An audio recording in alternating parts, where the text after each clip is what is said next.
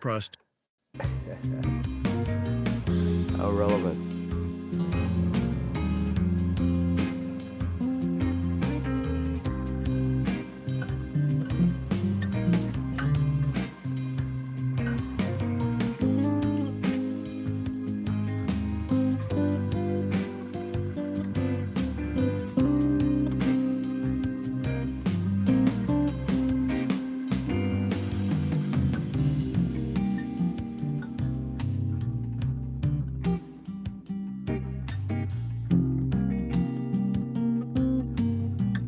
See, it doesn't matter how jazzy and soulful and bluesy and, you know, or anything else. It doesn't really matter.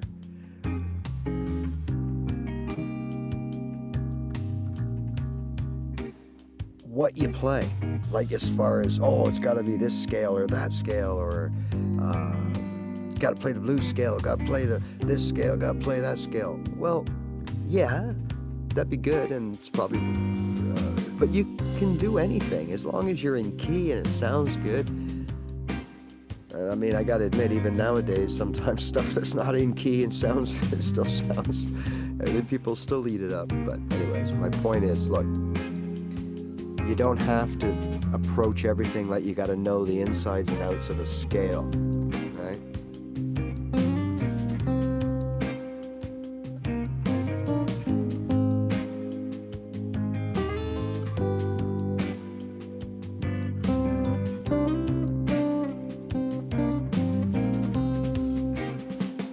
Right, so I could just play off that C, simple like that.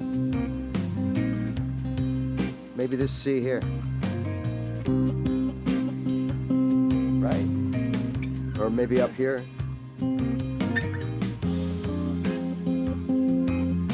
So I know I'm in the key of C, so I can play C all day. Now it's just a matter of making a little melody or like a little riff off of that C, right? So 1, 2, 4, 5, and we know the 5's always good for a little extra. Better run back home.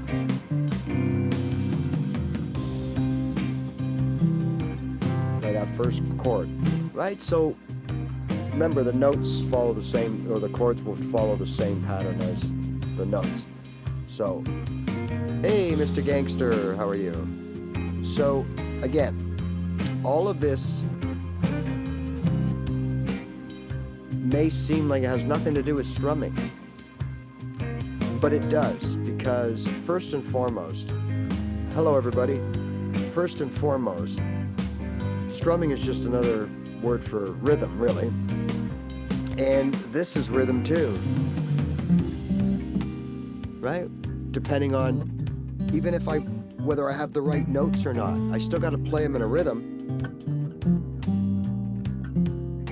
right?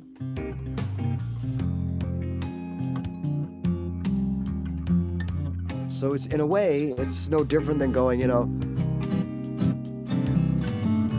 whatever, adding a little percussion to our chords, right? It's this whole thing is about rhythm one way or another, right? So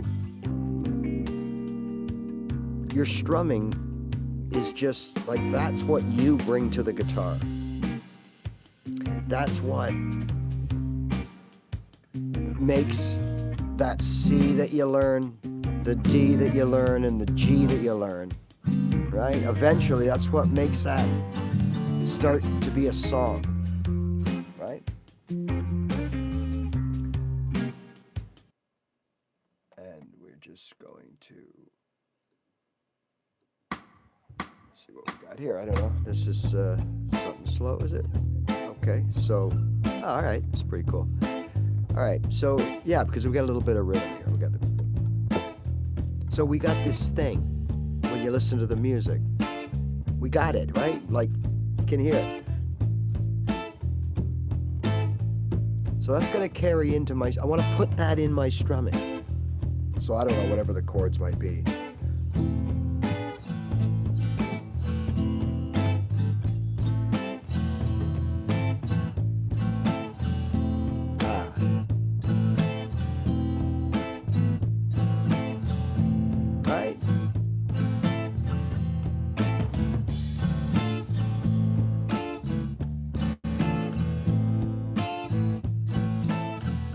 yeah, there's my, so that's how, you kind of start off. Like you get a feel for a song or a chord progression, and you got to start. So that's when, the reason I showed you this and I'm doing that is to remind people, like, don't get all hung up on strumming patterns. Honestly, they're great. They work. You will use them the rest of your life, but don't think that it's got to be a certain strumming. It can be anything you want to express yourself. So what that means is, especially if you're a vocalist too, right? So what that means is you might want to just play downbeats when you're singing. I went down to the corner store, da ba da da da, and I didn't know what you're looking for, right? So now we're doing this, right?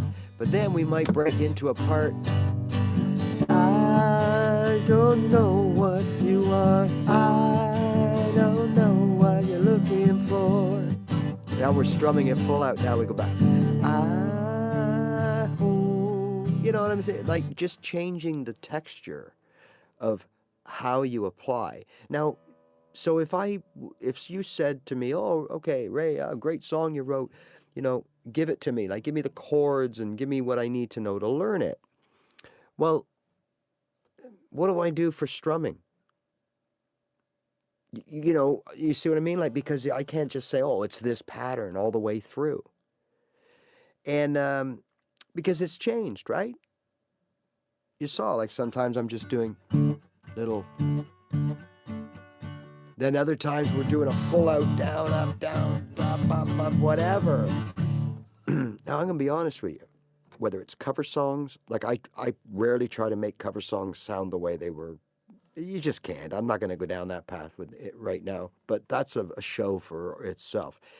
I do my version of it, right? So I gotta use, we have to use what we have is our hand to, like, be the band, to lay down this rhythm, this tempo, all that stuff, right? And that's what turns your chords that you learn day one.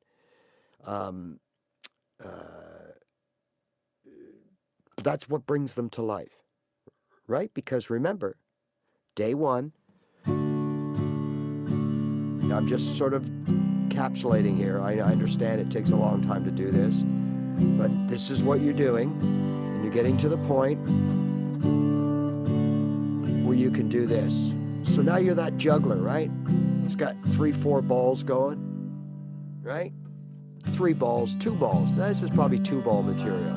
This is 2-ball material. Now it's time to get a little fancier, okay? Now we got to add another ball. So now we're going to a 4th chord, and or we're playing the chords we have even faster, or in a different strumming pattern than we've never played before. Could be a number of things, right?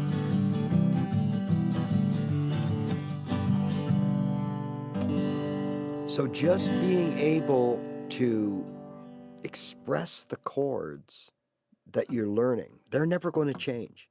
There's going to be some changes as you get more advanced and you start realizing, hey, wait a minute, if I play this chord a certain way, I can do this as well. I'm not even going to go there, because that's something that you will find will evolve with when you start developing your own style of how you play, right? So there could be 10 of us sitting in a room and none of us play the same way, like that same exact style, right? And that's what it's all about. So therefore, there should be no real, there's no set right or wrong. It's the way you do things. So don't let anyone tell you you're supposed to do them one way or not. No. If you are training or learning to do a certain song or a certain genre of songs, of course, you're going to have to do things, whether it's play something note for note, definitely chord for chord, and you're going to have to adapt to some of the rhythm traits. And sometimes you don't, right? So you're the one that decides that. If you're playing in a band, you got to play their way. You got to do what they're doing. There's no ifs, ands, or buts. But when you're on your own and it's your version of what's going on, then you're free to go. As far as can we write songs, I'm not sure what you mean. I've written many songs, but if you're saying can we make a song now, I don't know because we were talking about songwriting. If that's the case, I mean, this is basically one way how a lot of bands and individuals have written songs over the years, some of the most classic songs. And it literally just starts out with, someone doing this, someone saying, oh, okay. Oh, yeah. Well, that's pretty cool. Got a little thing going there. Let's do that again. Right? It's a lot of times how it starts for me. And back into that one again. Oh, yeah. Now I start thinking of things, what that feels like to me, what I can imagine happening around that kind of music, right? Some uncertainty, not sure if there's danger ahead, not sure what to expect, foraging through the jungle, climbing through the catacombs of your mind, searching for lost answers and unknown souls, right? I don't know, whatever. But this is the way it usually starts. Yeah, Kevin, yeah, Freddie Roach. I don't even know who the hell that is, buddy, so whatever.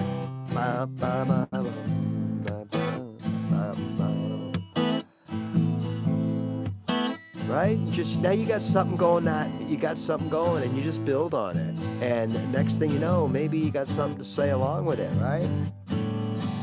I don't know, but I've been told, yeah, that everything you touch just turns to 24 Bugs Bunny carrot gold. Hey, you flea-bitten varmint, get your thumb off a scale, says old Yosemite Sam. Oh, Yosemite Sam. Hey, there you go. There's our song. We just wrote it. But really, that's all it is. Think about it. That's all it is a few chords played in a rhythm, strumming in a certain way, right? And, you add, if and when you're good enough, you start adding a little bit of percussive, some palm muting, something to spice up your strum. You offer a variable changes in your strumming pattern throughout the song, thus what we were talking about before about when, with songs. Strumming patterns are great. They're great guides, but don't feel you got to stick to it, right? You make your own up, and you'll find out if you watch me, I change my strumming patterns in different parts of songs, and definitely, usually in songs that I write, it's a point that I have different sort of vibes going on at different parts in the song, right? And some will require nothing more than just a simple down, down, down, down, down, right? Or a something simple, just right on those high strings on a D chord or something. And then I might do something a little more, I'm just throwing, I'm not trying, I'm just throwing it out there, how the strumming can affect the delivery and the way the chord hits against the chord you just played, and in expressing, the mood and the vibe of the chord progression that you're playing. But for easy, simple songwriting approaches, remember there are no rules. I have been around a lot of songwriters, and I've read, like maybe many of you here, I have read books, hundreds literally of books about songwriting from various artists in different genres of music. And there are genre or industry templates for sure that have existed and do exist, in that right now, that's what's being looked for. But that exists in everything, fashion, any kind of art, any kind of creative, the trends, right? We're not wearing the same thing. We're not doing our hair the same way. We're not doing it as we did, 10, 15, 20 years ago, whatever. So it's going to be the same, right? So there are those templates that people look for quick success. But other than that, there's no rules, man. There are bands that are, and individuals that will not even think about a lyric until every dot and T has been crossed and dotted and everything in the instrumental arrangement. Like everything is signed, sealed, and delivered. And then literally all they're doing from there is, in their mind, is like karaokeing on the fly. So like we would go and do karaoke. You hear the track and it's up to you to put in the vocal. So that's what they would do, right? And you'd be surprised. And then there's others that it starts out with someone saying something and someone goes, oh, I wish I was young again, right? And now someone makes a chorus out of that. Or, I wish I was young again. Then I was thinking bodies, takes time of young again. Now you're starting to think about what's it like to be young again, right? Don't know no rules, play the do right now, young again. My heart racing, feeling first time love, kind of young again. Now I got to get out of this cycle of G and D, right? So I'm thinking, how do I get out of here? Now I didn't know anything about keys at the time, but if I had known, the simple answer is just go to the fourth. That's always under the root, right, in the notes. So I started on a G, so C, right? So there you go. How do I break that? I go to the C. And then you can go to the G and then back to the D, or you could go C, D, C, G, Z, D. You got all kinds of ways you could go. And in fact, you could splice this around and have 3 or 4 different chord melody type things to put lyrics over, right? Over the same 3 or 4 chords. So it's, everybody is different. Me personally, any of the stuff I've ever written, I've done it in a couple of, maybe a few different ways. At first, it was always starting with the lyrics, like especially the hook or the chorus, right? If that was the same thing. And then I would build around that. So as soon as I found something catchy to say, my next right away was, how am I going to say it? How is it going to be sung? What's it going to come out like? What is it? Is it the most highest part of the song? Is it the boogly woogly part? Like, where is it? And how am I going to express it? So when I got those two together, it could only be a simple 3-4 word sentence, right? The night they took him down. The night they took him down. 6 words. Could be your blue eyes. 3 words. And it's done in a way like, your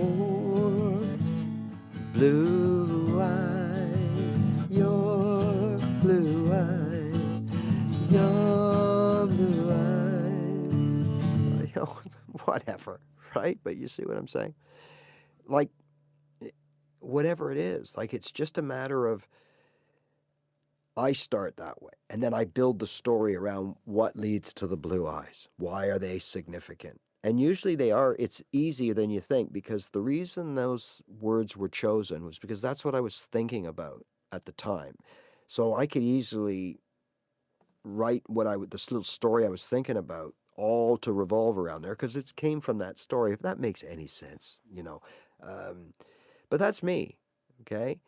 And when I get to the point where I think I have a story and it's all outlined, where there's like a verse with so many I like to try to make it symmetrical. Like if there's 2 measures of 4 to say that line and go those 2 chords, and then there's 2 measures of 4, maybe a third on the second line, okay?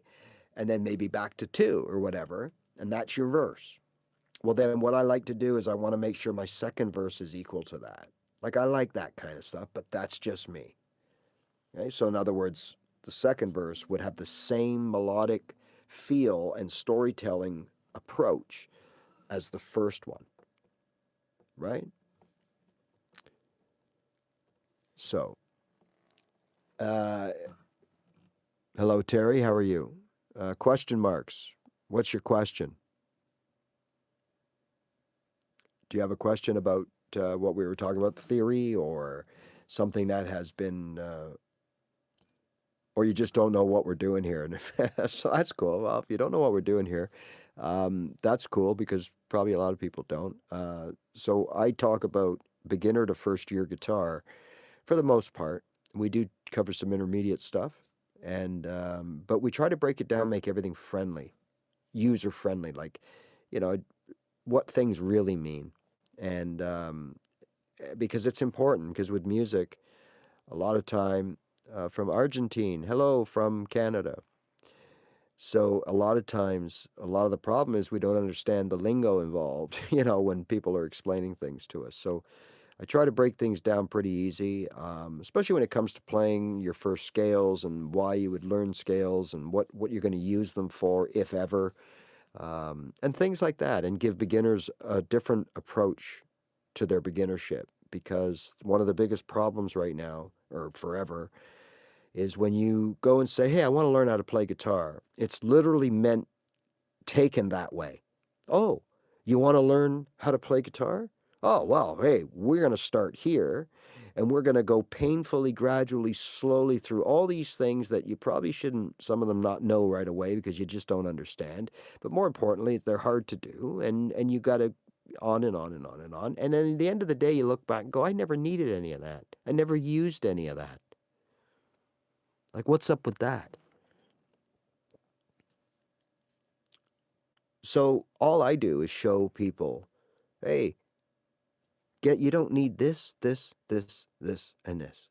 And if you decide you want to take this, and on and everything, well, I'm going to tell you that's going to eat up the first 2-3 years of your playing for sure. Just learning this, and this, because this is not easy for a beginner. And the reality is you generally never need this, and this. And I'm talking things like bar chords, power chords, scales, triads. You don't need them. You don't need to even think about those things for at least a year and probably more, and only the exceptional few. But for the most of us, especially people starting late in life, you're never going to need to worry about all this stuff that you're never going to use anyways. And a lot of it are those things I mentioned. The different ways to play chords. I mean, it's great. Yes, it gives you, look, it makes you more flexible, more versatile.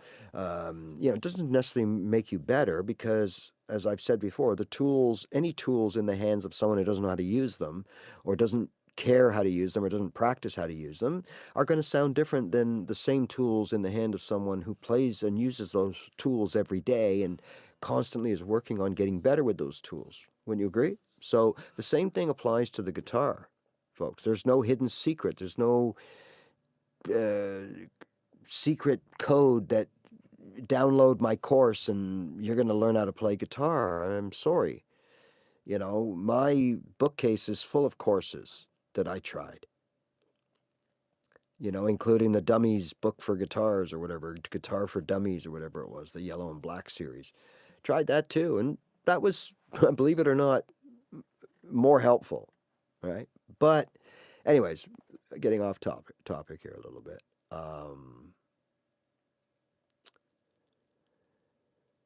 You don't have to, you'd be surprised in how much you don't have to know about guitar in order to play guitar, and not only play, but play really well, and not only play really well, but also, write songs.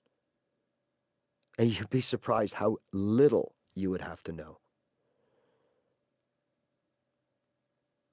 And if you apply yourself to those exact elements the basics that you need to know, instead of all the stuff you don't need to know, then what happens is simple.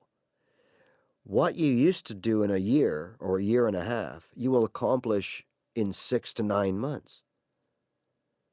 Because you're only every day practicing things that are essential to doing what you wanted to do when you decided to learn the guitar. Play songs, have fun. And if you want to play a song, you don't have to play the song exactly the way they play the song. Okay, you want to play the same chords, but it doesn't have to. Come on, everybody. And if for us hobbyists and you want to be entertainers and stuff out there, if you want to entertain your family in the basement one night, or friends and family or whatever, or a friends gathering and everybody's having a few pops, and you get the guitar out and start playing tunes, people are going to be singing along, and it does not matter of any imperfections or the way you approach that song. Everyone will know the song and they'll start singing the song. Freebird is an example, perfect example. Everybody knows.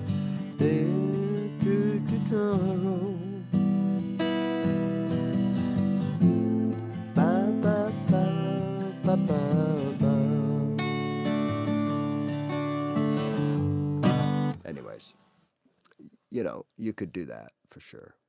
So, I mean, look, that's the way it is, right? So anyways, getting back to the whole songwriting thing and everything. Look, when I started writing songs, I didn't know what I was doing. And more importantly, well, some will say I still don't know what I'm doing. But more importantly, I thought and knew I didn't know what I was doing. Or I shouldn't say I didn't know what I was doing. I figured I shouldn't be able to do this, so I was always skeptical and doubtful of anything that I did. Oh, that can't be right. No, that was too easy. There's something wrong with that. Oh, I'm stealing something from somebody. That was my first, when I started doing this. I now realize that those are all common things with songwriters, but at first it was like, okay, this is not, I'm not supposed to be able to do this, so why would this sound good, or why would this work? And then you get over that, right? But it takes a while, to get over that. But you don't need to know, really it helps, but you don't need to know things like keys and stuff, because 9 times out of 10, when you're doing something and you're looking for a chord to go to next, and you try them all, like A minor to D, A minor to E minor, you kind of know which ones sound. And at the end of the day, you're going to look for one that matches what you want. And 9 times out of 10, I'm going to tell you, if you did something like you this and you say, oh, I like it when it goes to here, and that's the one you pick, you're going to find out that in the key of G, right, that the A is the second chord and it's a minor, an A minor. So they go together very well, right? But you didn't need to know the theory. You just used your ear and said, oh yeah, this should go together because I can do something with this. Oh, they took him down, right? I can do something with that. It works. So you don't really care at this point, or should you care at this point, that comes from okay, that's the chord family of G, right? You shouldn't have to worry about that. And I guarantee you, when you finish that song, using your ear, your instinct, your gut, right? They took him down. Ugly algorithm, they took him down. When you use your ears and you realize, okay, so I'm going from here to there. Maybe I can crawl back up to there. Now I got that. I'm here, going there. I'm here, right? Right, like that. So now you have Ventura High. I don't know Ventura. Okay, well, okay, I'll get on that. Hold on a second with that Ventura Highway. So now you've got, and you're thinking, wow, that sounds really good. So when you learn the theory, you find out that, well, if you're in the key of G, there's G, that's 1. Now you're going to the 2, A minor, and it's a minor because it's a 2 chord.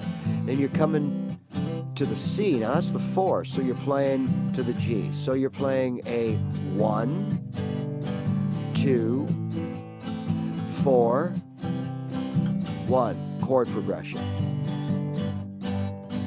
1, 2, 4. Now, or you could be playing a 1, 4, 2, 1 chord progression.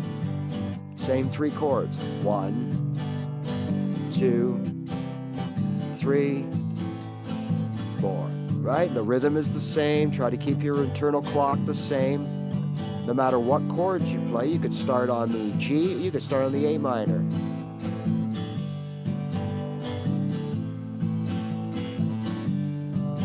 Then we go A minor, to the C, to the G, A minor, to the C, to the G. Now, once you get comfortable with your strumming, now you notice I haven't changed.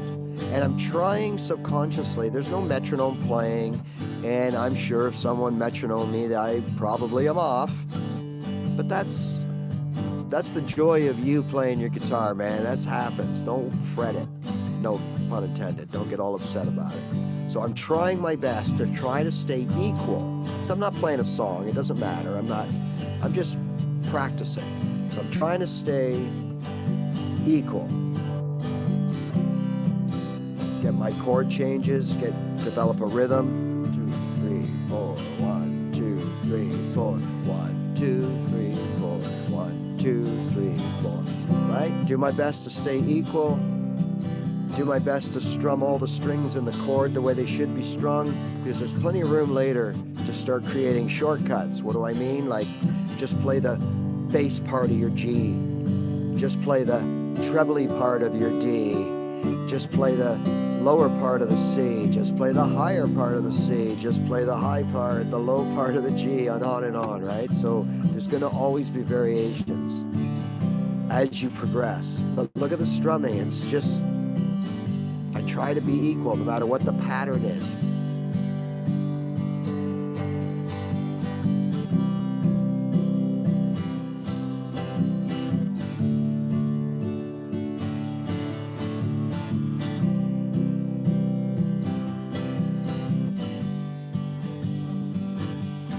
Right? So we just want to make sure we have good rhythm.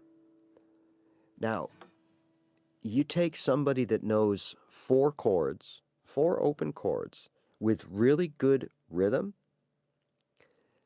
Once you get comfortable and confident, which is up to you how long that takes, because the more you play, the better you're going to get, the better you're going to sound, the more confident you're going to become.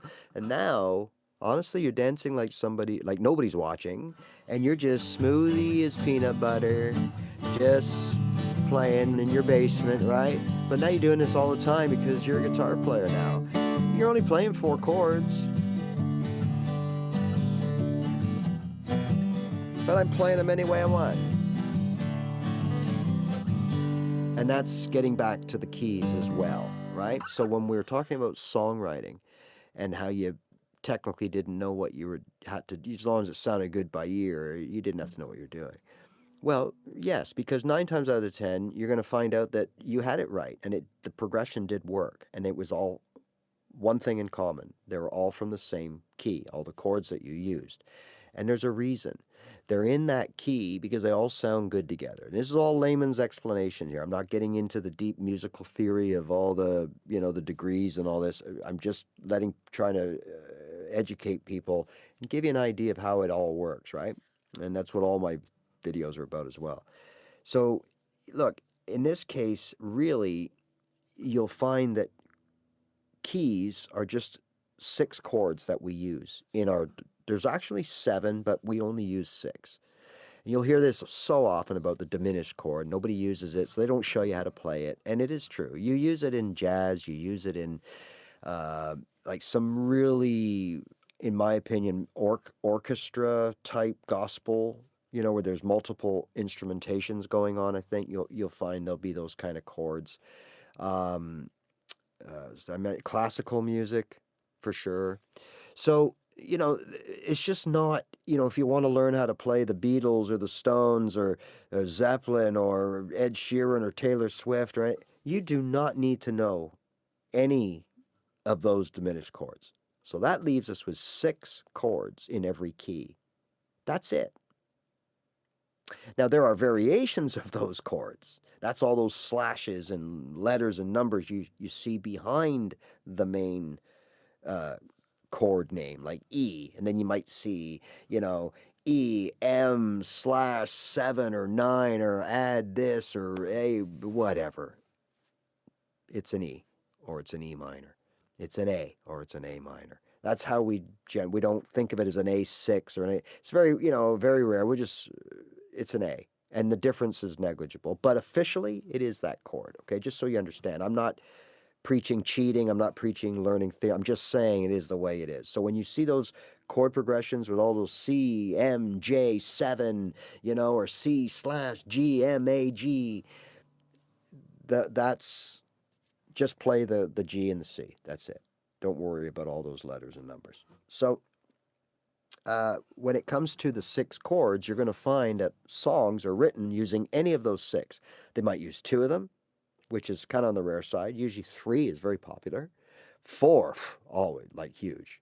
Okay, and then some of them will use all 6 or 5 out of the 6. Some of them will use a different version in the verse and 3 different ones in the chorus. Some will use the same exact pattern through everything, and some will use the same pattern in the verse and then a different pattern but the same every chorus. So there's so many different variations that you can take those 6 chords. But if you know 6 of those, all those 6 chords in it, all the key, then you can play every song that was written in that key. So when I learned that over 50% of all songs in all genres are written in the key of C, I thought, well, geez, shouldn't I learn that? And that led me to the whole C, D, G thing. Now, the D is actually a D minor in the key of C. You don't need to know that right now. I'm just telling you it is, okay? So, but in the key of G, it's a D major. So I pivoted quickly to the key of G without knowing, because I was playing C, D, and G all the time, and I was writing songs C, D, and G. And I didn't know what key I was in. So when I would play around figuring out what chord should I go to next, what will sound good, what kind of melody am I building here, and I would go to the A minor, they would always sound good, and the E minor would always sound good. So I would ultimately pick one of those, and lo and behold, when I checked it all out, it belonged. Well, I didn't need a chart or a scale or a theory to tell me that. I had my ear to tell me, but it just so happened that it was the proper chord to use, okay? Hello, Rungs. Well, that's what I do. If you go through my channel, I'm on TikTok, I'm here on YouTube, you'll see 400 videos. I come on live a couple times a week and I talk about how to learn guitar. So, which is really what I'm talking about right now. Just learn 3 chords from a key. So in this case, key of G. Learn G, C, and D. Learn how to finger them, learn how to strum them. It'll take you probably a few weeks each one to figure it out. A couple of months, you should be able to scroll between or change between your chords. It'll take a little longer after that to start developing some kind of touch on the strings and some sort of initial bit of confidence. So realistically, 3-4 months, you could be rolling 3 chords very nicely, enough that you could probably start playing a song.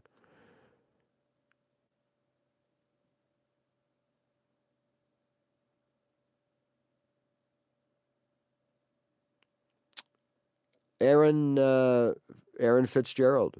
Couldn't have said it better. That's absolutely perfect. So if this replay holds up, some of my replays get taken down for copyright, but if this replay holds up and you're watching this, you may not see, I had a longtime follower tell me that they can't see the questions, or the comments that I talk about so in this case, the comment is, your hand is nothing more than a tool that your instincts use.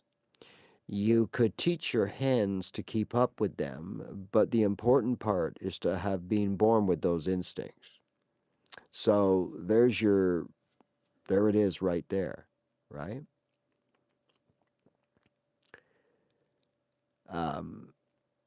It's how you drive, how you use that tool, how you drive the engine, how you drive that car, how you use these things you're learning about, basic strumming and the concept of 1, 2, and 3, whatever, right? What that means. And that's what we're going to do right now before the end of the end of the show, is I just want to take you through and make sure that you understand what all this kind of stuff means, because it was very confusing to me when I started out.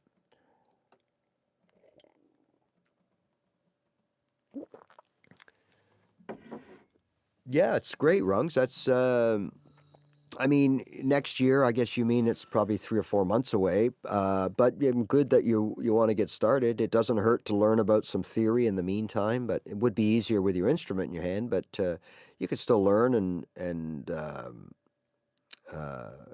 soak things in for sure. And definitely, it does not take long. In fact, I'm telling you right now how to do it. If you learn the chords of one key, you can start writing songs. So in this case, we're going to use C because it's a very popular chord, okay? Now the key, I'm just going to show you why it's important and why songs are written that way. So in the key of C, I told you we have 6 chords that we would use. C, D minor, E minor, F major, G major, and A minor, okay? That's what we would use.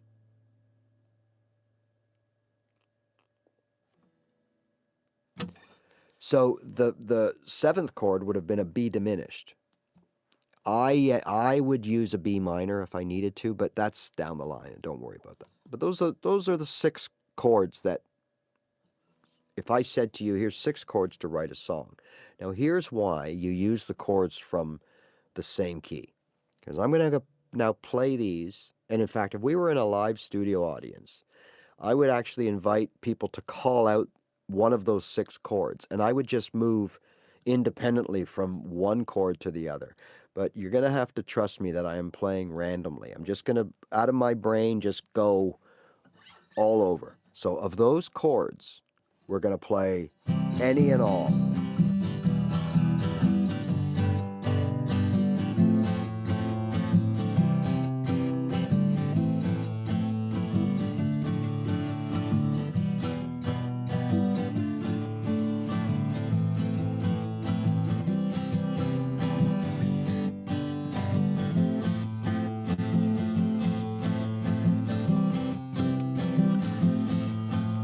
I think you're getting the idea.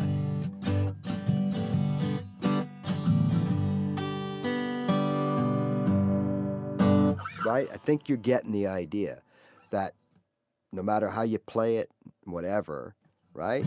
It's a chord progression. And or they're just a bunch of chords that sound all good together. I could have gone in now. You can sort of hear, some of you would have heard maybe certain riffs coming into a certain song, and then it went to another chord because I was just playing randomly. But you can see the potential. If you take those 6 chords and find 3 or 4 that work in a certain way, now you got the makings of a good song.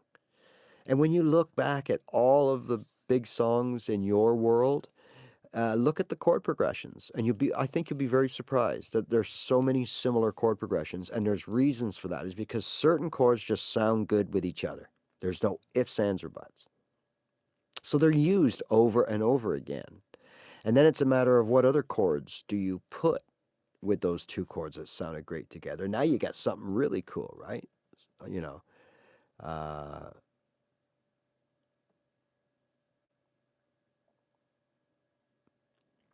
Yeah, Rungs, look, I didn't know any of that either, right? And at one point, nobody around knew any of that either. You got to start somewhere.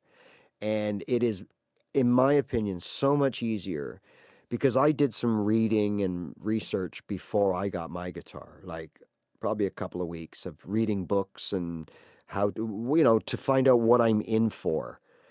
And it was nothing like when I started.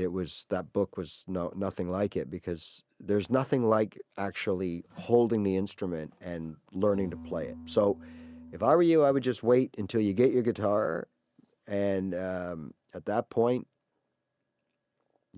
or I would do everything I could to get my guitar sooner, if that's possible at all. I don't know, but yeah, this is the best way. Okay. So, I mean, I was playing songs before I knew anything. I was playing songs before I knew what certain chords were called. I was just shown how to play. Oh, you want to sound like that Neil Young song? Play this, right? And you'd play that chord. And that's how I learned about this. It was from a song that a friend of mine used to do. Something like that.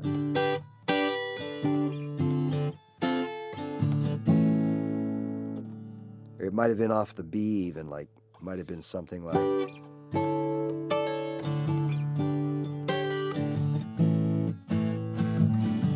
It's a Neil Young song. That's how I found out, oh, you can play a G a different way or a B a different way. But I didn't know what that was. He just said, oh, put your fingers here and do this. Okay. That's it. And that's all I knew. I didn't know if that was what they call a movable shape or any of that stuff back then. So you can do.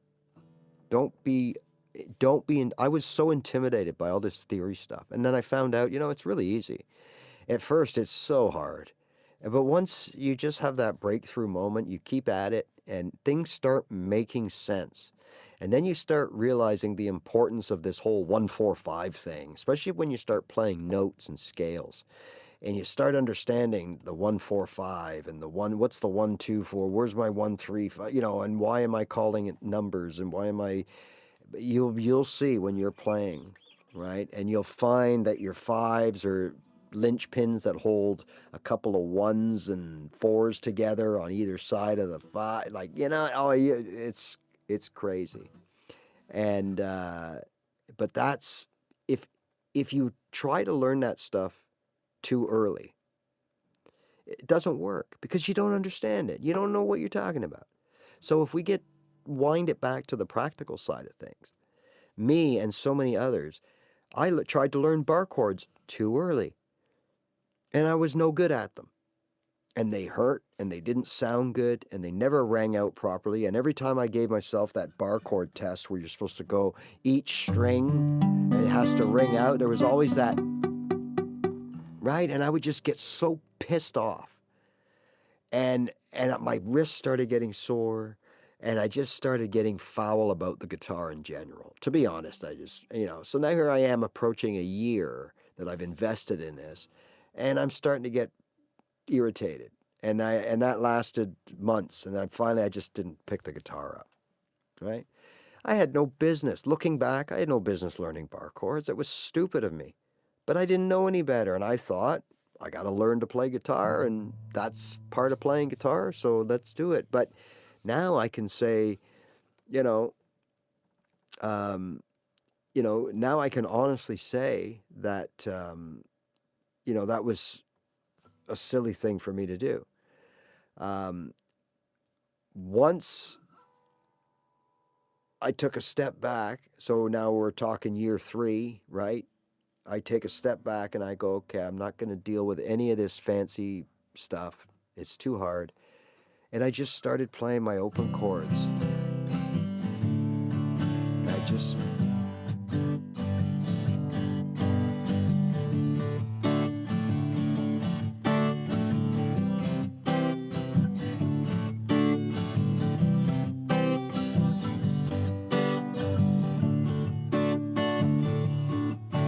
right? And just develop something, get a style, get something going on. Like, I often just play with my thumb. You can play with your pick, you can develop. It never stops, but it goes from being able to obviously strum your chords properly, get the pick in the right spot, the right number of strings. Okay, now as you progress, and as you start figuring out actually how to feel what you're playing.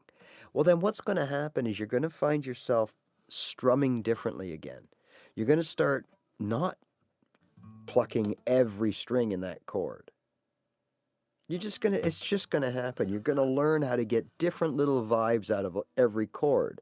So all of a sudden, your G doesn't sound like this, and your D doesn't sound like this, and your C doesn't sound like this. All of a sudden, they're sounding.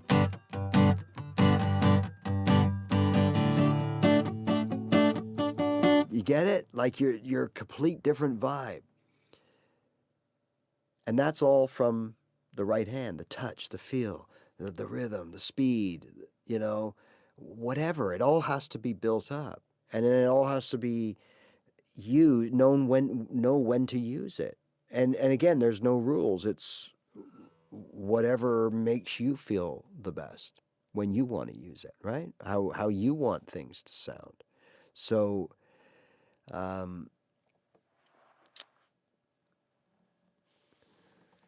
hi, Rungs. Oh, you're a youngin. Sorry. Okay, yeah. So it might take a while, but well, maybe if you pray and drink your milk and take your vitamins, that Santa Claus. I don't know where you live. If you have a Santa Claus or a Father Christmas, maybe could slide down your chimney and bring you something. Maybe, who knows? Yeah, I envy you. You have, if you decide, Rungs, to pick up the guitar and play, man, you have a lot of time to get really, really good. So I hope that journey works out good for you. But so again, I just wanted to, in today's little show, I just wanted to reinforce the importance of establishing good strumming, good rhythm. Now, again, that doesn't mean you have to do it by the book. It doesn't mean you have to do it what someone else does or tells you to do. Your good rhythm could differ from mine, which can differ from hers and theirs over there, okay? So that's the reality. But you've got to develop that inner connection between you and the guitar. Like whatever is coming here, from here, and here, you got to get it, express it on this instrument. Okay? And this is the vehicle. This is the needle on the turntable. Right? This is the straw that stirs the drink. So remember that. You can know all the chords in the world. If you can't play them well and properly with your right hand, it don't matter how many chords you know. On the other side of things, you could know as little as 3 chords from the same key.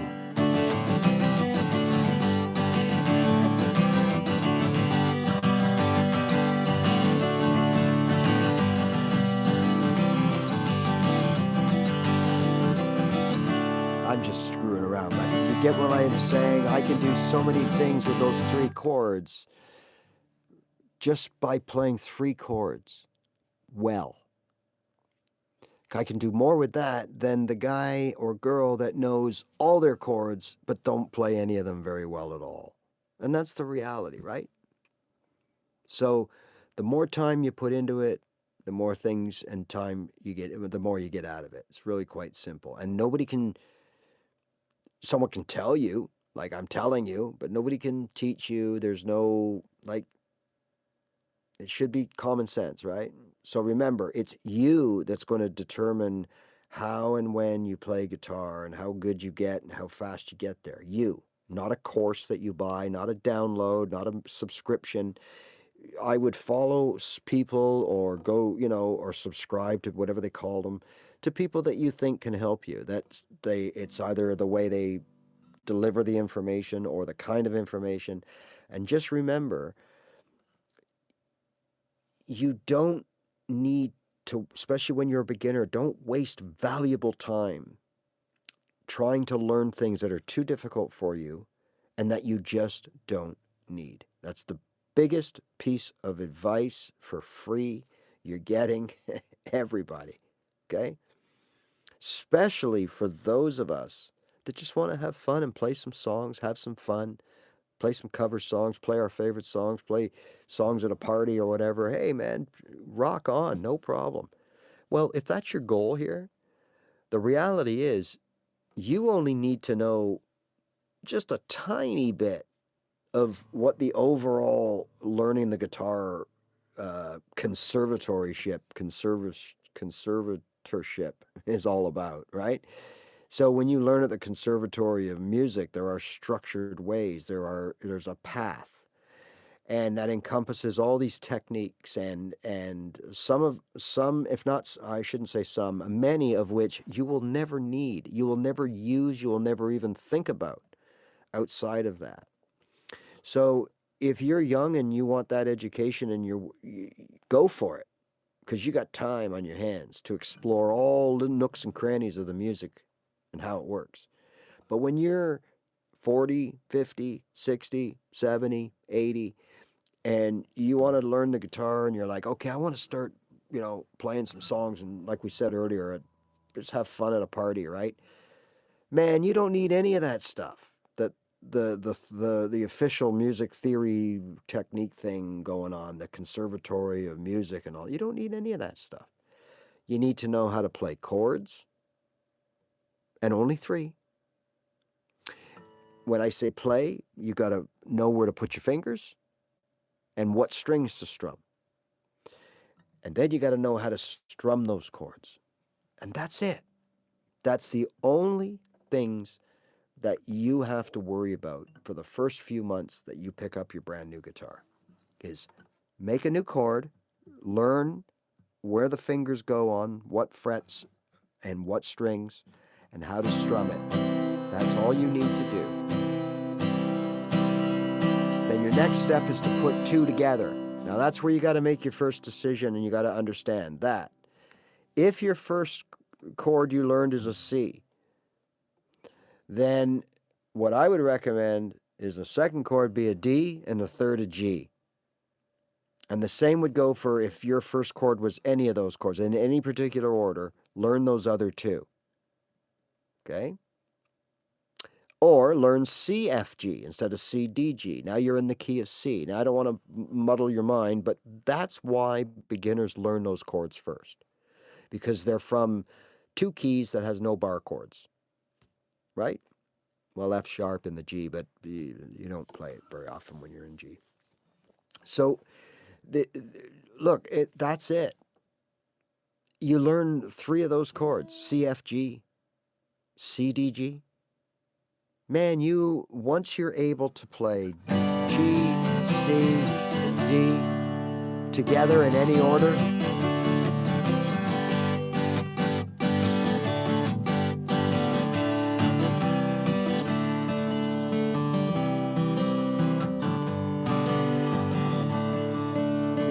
it's cold outside.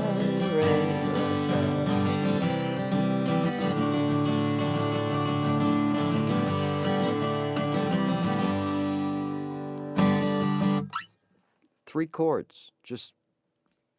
There's all kinds of songs floating around those 3 chords. That's how you get started. Now, if you do it that way, in the most minimal amount of time, now I'm talking realistically, 3 months of daily slugging. Now you got to develop your fingertips. You got to figure things out. There's no quick fix here. And then the rest depends on you. It could be 6 months. It could be 6 weeks. It all really depends. And that depends on you, right? So now, after only a few months, you could be in a position to be playing these kinds of songs, right? Knock, knock, knocking on heaven's door, right? Knock, knock, knocking on heaven's door.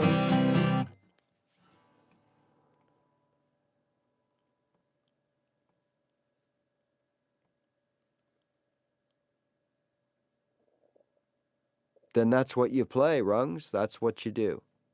Whatever moves you, it's your guitar. When it's your guitar, you play it the way you want to play it. I say that every day. okay? Not what someone tells you that you're supposed to play it this way or you're supposed to do it that way. You do it the way you want to express yourself. So you guys may not know this or these people, but with my age and everything, but going back in the early to mid 90s, when you heard a song by someone known as Bjork, it was so easy to go, oh, that is so stupid. Like, that just sounds ridiculous because of what we were generally listening to, right? So, if someone tells you you got to do it this way, you got to do it that way, that just may not be what works for you. So, rungs, you play what you want to play. So, in this case, you're then going to want to learn the chords and the technique of playing those chords that are pertinent to the type of expression you want. So, if you feel that you're going to be more of a melancholy, you're going to want to develop your minor chords.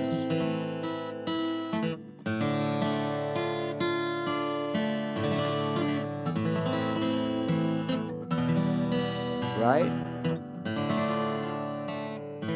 You might want a more mellow feel. Now, if you want something more upbeat, you might want to go something, like... So it all depends on you, right? Or it could be somewhere in between.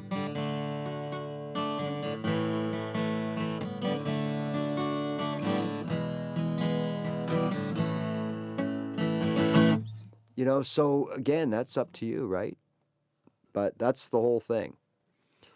You wouldn't bother learning certain styles or techniques or genres be interested in certain genres of music. So you would concentrate on what, what moves you, right?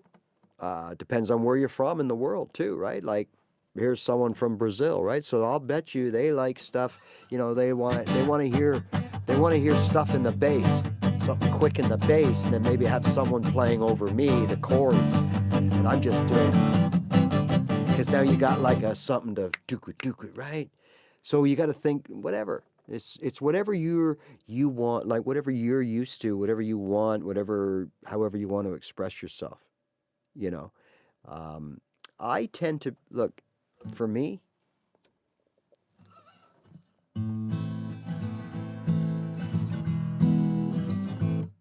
this is just an example of how I would express myself playing a song or whatever, right? So,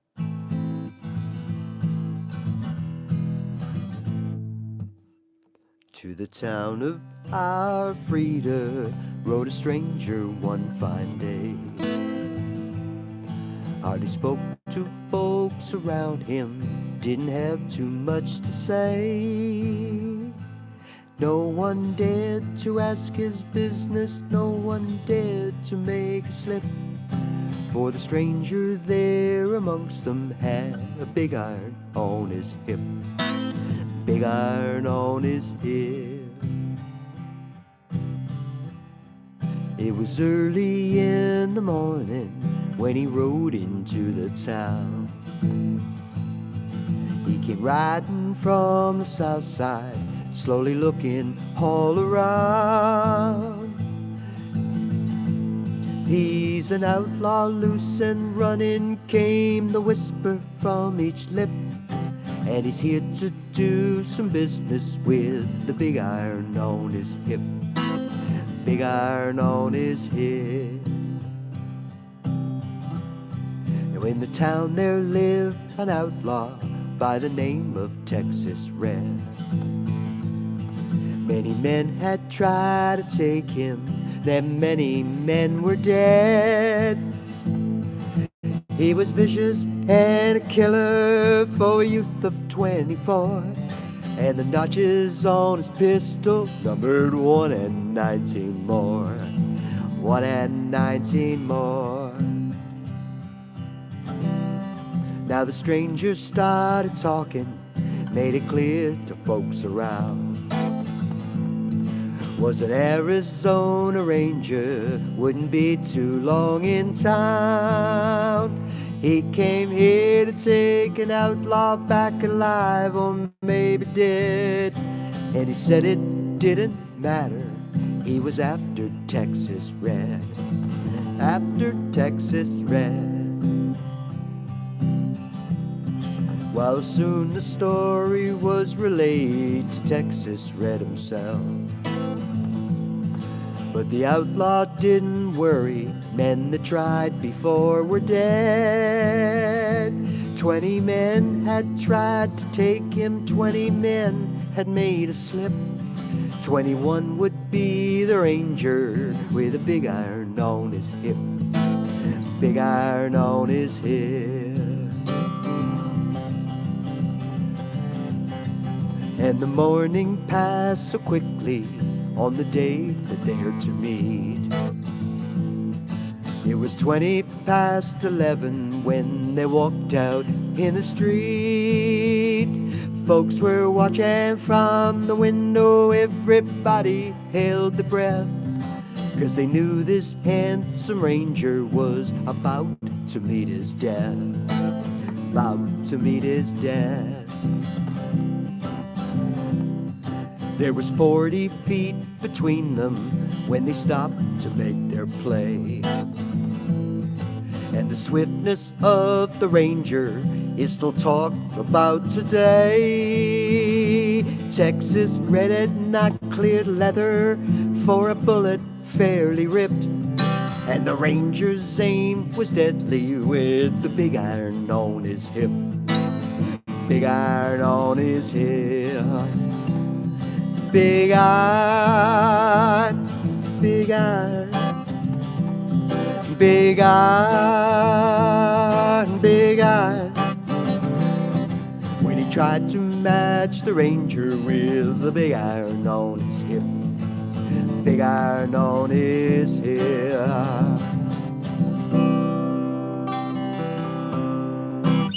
So there's a classic. I had a little bit of reverb on there. That's about it. But there's a classic song. Now, I hope that you were checking out, and that'll also blow the copyright on this, so I don't know if I'll be able to mute it out, or I don't know how that works. But anyways, my point of that was, look, how many chords did we play there? Okay, so the intro was, and this is where it gets a little unnatural, because I've just spent an hour preaching the fact that songs are written from chords of a certain key, right? And the first thing I show you is the intro to this is A minor. Bum, bum. But you got to add, see, it's just an A minor. There's how you learned your A minor, right? So all I did here is add that strumming pattern to it, right? So now you got this strumming pattern going on. Now, here's where it breaks the rule. It goes up to the E major. Now, normally you'd go to an E minor in that situation, but anyways, it works. So here's that pattern. Then back. Then stop. Mute your guitar. That's what I do. To the town of our Frieder rode a stranger one fine day. 2 chords. Never spoke to folks around him, didn't have too much to say, right? Same 2 chords. Then we go to the F, right? No one dared to ask his business, no one dared to make a slip, 'cause a stranger there among them had a big iron on his hip, right? Okay. Simple. That's the whole song, right? So, you know, it doesn't have to be complicated, folks. So what makes that song? Because, you know, if you just play that chord or those chords, you know, you really got this, right? So you got,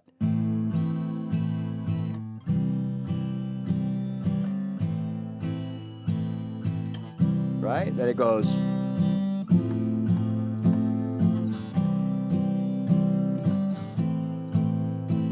then back into that thing again with the A minor to the C. So there's how you could or would learn that song, and you should learn, or any progression or chords, is you now are playing the chords from within one key, right? You're playing A minor, C, A minor, C, right? Then you're going to the F, so that's C, D, E, F. So F is the fourth of C, okay? So you're using the C, the F, the A minor. So you're using that in the verse in a whatever pattern, right? I'm just doing it quickly just to show you. And then you're going down to an F and a C. Then you're going back to your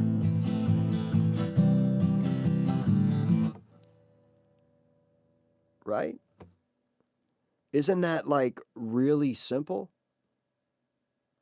And that's, again, songwriting from the chords in the same key. And that's why you should learn, as a beginner, your chords from one key before you take on other ones. Because the reality is, if something happened and you were shut down and you could never get any better and take any more information in on guitar than you have right today, if you know 3 chords from one key, you can play thousands of songs, right? So if all of a sudden something happened to you and all you knew was E, A, and D, okay, like there are thousands in all genres. Young cowboy named Billy Joe grew restless on the farm. A boy filled with wanderlust, oh, couldn't mean no harm. There you go. He dined his boots, he combed his hair, he bumping da da da, and da da da da da da da. Don't take your guns to town, son. Leave. Get my point? Don't take your guns around, right? Hey, Jacob Baranek. Oh, when not? Okay, yeah, great questions. Okay. Great questions. All right, I'll try to address. All right, one at a time. Thank you for that. When do you use a plectrum? Okay, first of all, anytime that you want, right? In other words, you're going to get a different sound out of you're going to be louder volume. So I use it exactly as that. When I'm at home, sitting there, chilling, I might be watching TV, I pick up my guitar, I'm barehanded, okay? And I've developed my own little style of, side of my thumb, like millions of other people, in the way I bring my finger up, maybe whatever, okay? So now, if I'm sitting around, someone comes over and brings their guitar, let's play some, whatever, okay? I will try to use my fingers. But depending on who I'm playing with, instruments, are there amps involved, all of a sudden, you don't have enough volume, okay? So you should be equally proficient with playing with a pick, because if you're not willing to carry amps around to even then, if you're playing with an amped player that's with a pick or an electric player, you're not going to be heard playing like this. It's going to be tough. They'll drown you out, especially in an amateur setting but if you're in a professional setting with sound engineers, no, that's different, right? But whatever. So the quick answer is you play your pick when you want loud. But you also may want to play your pick if you also like to arpeggiate. So for example, if I want to play my C chord, arpeggiate my C, that's with a pick to the G, back to the C.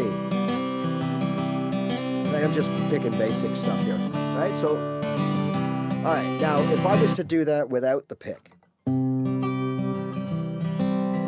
can hear that it's a little duller, but it can still be done. It can still be done, right? So again, because I'm mic'd up. But if we were in a room and there were 3 or 4 people talking and you and I are playing a bit of guitar and everybody's doing their thing, well, there's a good chance no one's going to hear me if I don't use a pick. So when you use a pick, though, things are harsher too. So you have to be ultra sensitive. So when I play my G with my fingers, whether I'm arpeggiating or whether I'm strumming with my side of my thumb or the tips of my nails, right? It's still a more reserved sound than if I don't control my pick. Now I can be out of control now. I'm just bashing right now, right? I need to bring this in, right? I got to first develop a touch. How much pressure do I put on the strings? I throw in a bit of a palm mute on the back end to kind of, I've done videos on that over on my page, right? Just to sort of mellow it out a little bit, right? Especially when you don't have that touch and you're still playing hard. If you invoke a palm mute, you can just mellow that down. But these are all things that, you know, you take into consideration whether to use a pick or not. So if I'm playing with other people and I want to be heard, I use a pick. If I'm going to be playing a lot of this,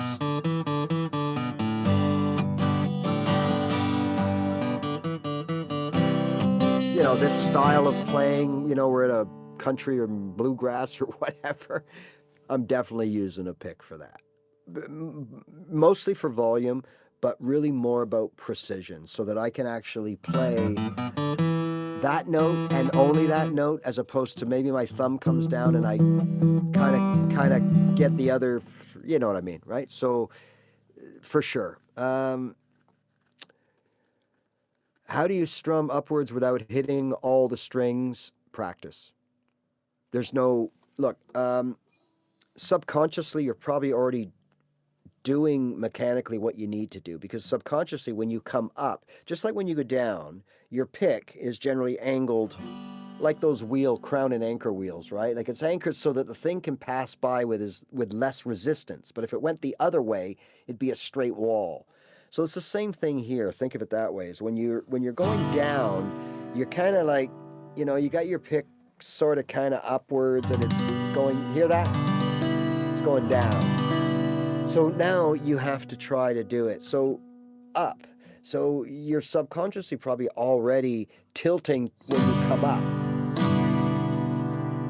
So what's missing is really just the experience, the repetition, the touch and the feel. So you could be sounding like this, or you could be sounding like this.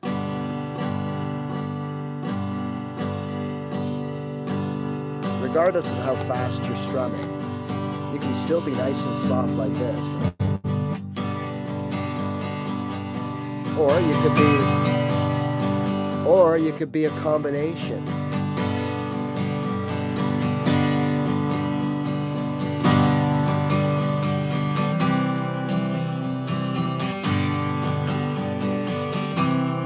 Like the beginning of the Eagles song, right? So you can combine all that, but all that is practice, experience. The more you play your guitar, the more you do that, and the more you subconsciously think about doing that. And you do that 10, 15 minutes a day. Make sure that you're thinking about your touch on your string, right? You're going to really get that touch, and that's all that is. So that's why most people at the beginning, as soon as they introduce an upstroke, so it's great at the beginning because we're just doing downstrokes, so we learn our chords, right? Okay, then we get that strumming pattern, down, down, up, down, up, down, down, up, down, and then we're like, all of a sudden the pick is moving around, it's jumping out of our hand, right? And that's everybody goes through it, and the only way to rectify that is not to buy a course or download something or whatever. It's just do it every day. Develop the touch, the feel, the confidence, the swagger, the comfort. All of those rolled into one. All those words rolled into one. That's what you got to develop. That's what you're practicing. Practicing confidence. You want to get confident, and you get confident when you know that everything you do sounds good. No clunkers. Getting a bit of rhythm. Getting a nice touch on those strings.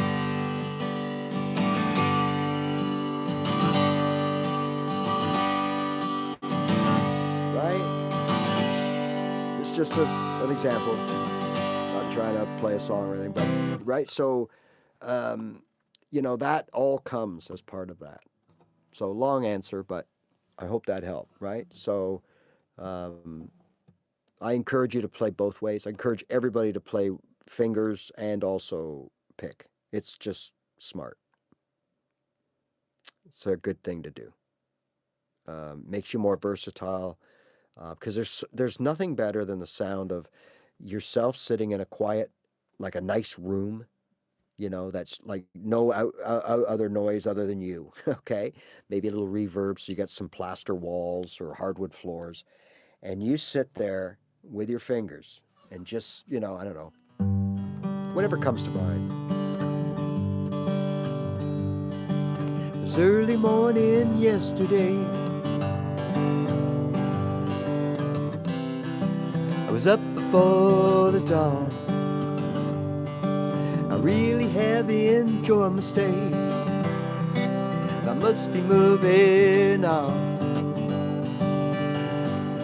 Like a king without a castle, a queen without a throne, an early morning loving.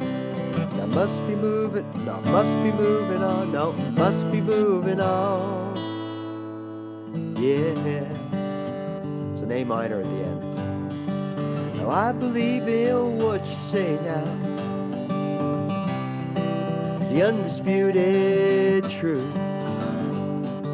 I have to have things my own way to keep me in my youth. Like a ship without an anchor, a slave without a chain. Well, I thought of those sweet ladies, sent shiver to my brain. And I will go on shining, shining like brand new, and never look behind me. My trouble will be few. So anyways, that's, I like, you know, got a little bit of reverb on there.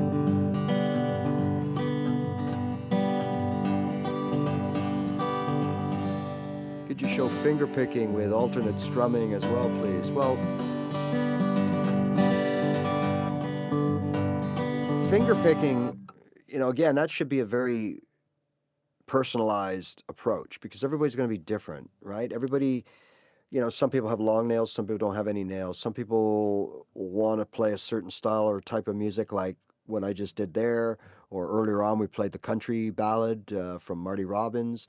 You know, those are great songs to be playing fingerstyle, right? But you can also play them with a pick or just strum them outright. So as far as finger picking, like there is something called the Travis picking that you might want to do a quick Google, because I tried it and it was too confusing for me, even though it's quite simple. So I was just such a simpleton. But you assign certain strings to certain fingers. And I didn't like that because right off the bat, there's rules and restrictions, and I don't like that, right? So, but it's about like, you know, certain strings are played with certain fingers, and you develop that.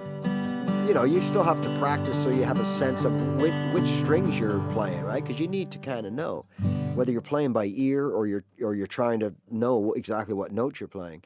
You need to know, right? So you know. Anyways, I found that a little bit too. I ended up, to be honest, I just use.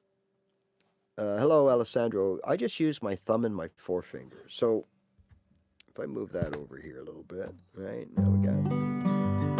So I'm only using this.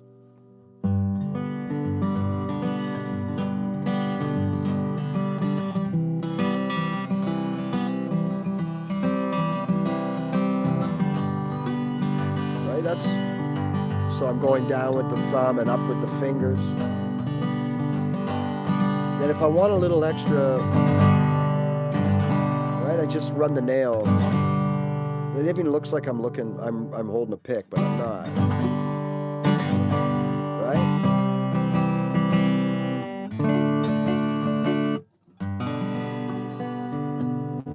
Hello from Brazil, Alessandro. Hello from Canada. Sometimes, yes, MJ, absolutely. That's called bass root strumming, like a bass strum. If you've ever heard that term bass strumming, that's generally where they go like this. So they're playing a C chord. So if you know your root, you know it's right here. Okay? So they're doing this.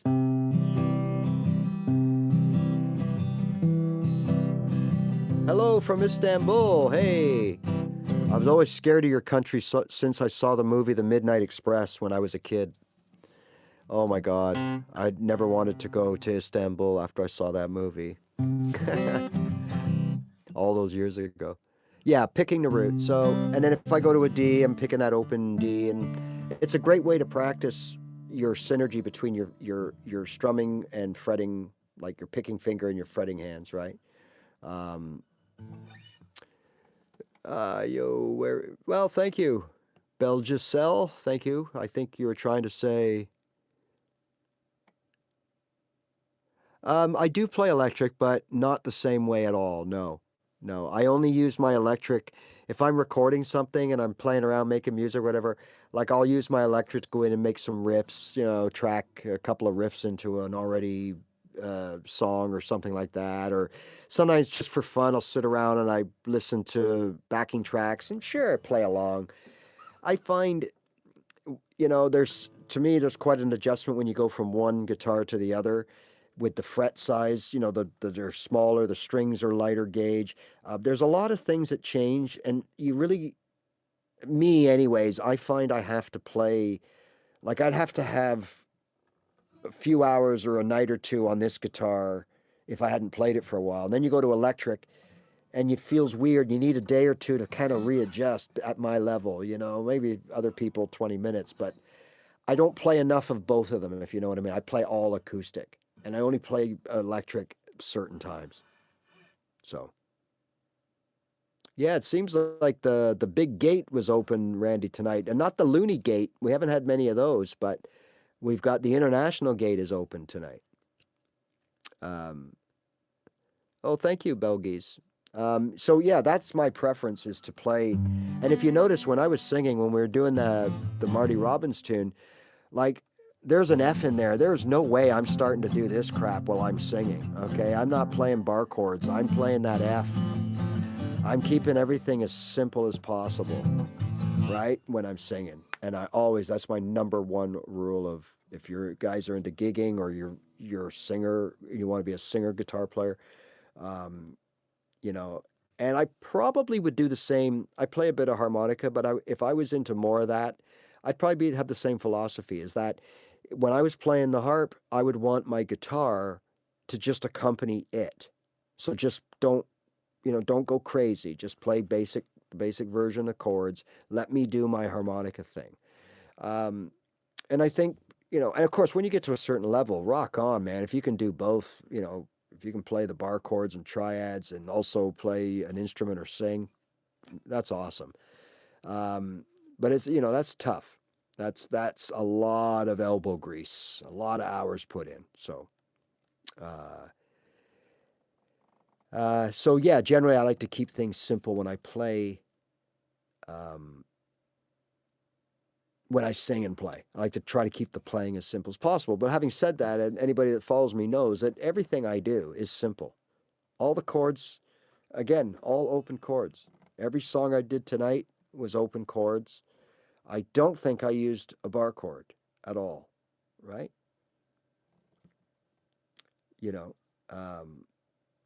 Rory Gallagher, some good stuff from the past for sure. But again, for those of you that don't know who I am or whatever, I mean, my thing is just keeping it simple and getting you started and showing you that it's, it's more about what you don't try to learn or what you don't do as a beginner than it is what you do. It really, really is. It's so much about, wasted time. Man, I wasted years, almost 3 years in skip time because I quit in between. So that included in the time. But, all because I was just trying to learn things that I had no business learning. And it took up so much time, it got me so deflated. You'd be surprised how much you actually learn and how fast you adapt when you don't have all these other things going on around you in your brain, when you just, you know, so I like all kinds of music, but I would say that my favorite kind of music to play are really sort of, aside from my own songs, um, I like to play poppy stuff from the 70s, for sure. Um, Let me just, I'm going to give you an example of some of the stuff. And a lot of you people would never have heard these things, these songs, but um, let me just, I need to just jog my memory a little bit. Okay, so if we do something.